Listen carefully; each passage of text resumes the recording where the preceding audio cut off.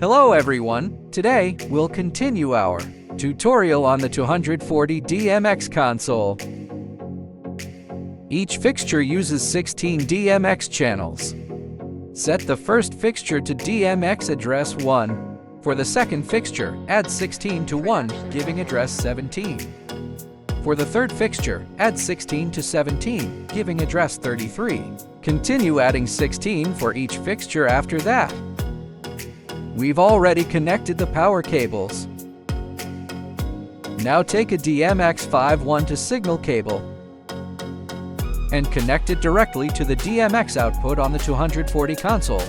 Use the DMX out connector on the previous fixture and connect it to the DMX in connector on the next fixture.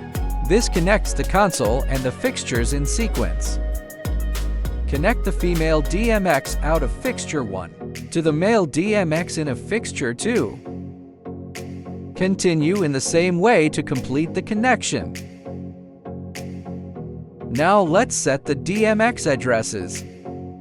When you see an option beginning with A on the fixture display, that indicates the DMX address setting. When the display is not showing an option beginning with A, press the menu button.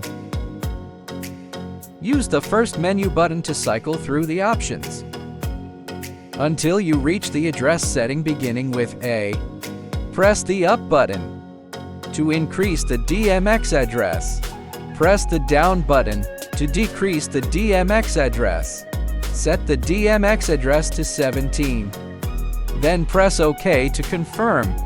Now let's move on to our BSW200 multifunction moving head fixture. Go to the DMX address setting, select the address option and enter it. Press OK. When it turns orange, the setting is selected.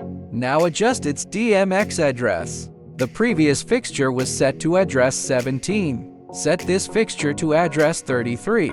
This is because each fixture requires a 16-channel address interval. Once that's done, press this button to return. Press the programming button. Then select P2. Why do we select P2? Because P1 corresponds to fixture 1. The fixture we just set uses DMX address 17. So it corresponds to fixture 2. Raise this fader to control the intensity. This fader controls red. This one controls green. The fixture can now be controlled normally. Next, let's program the next multifunction fixture.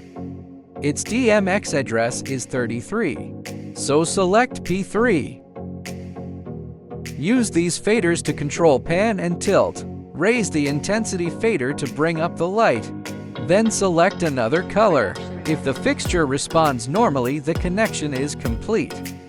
That concludes the 240 console tutorial on DMX address setup and daisy chaining multiple fixtures. For more tutorials, remember to follow us.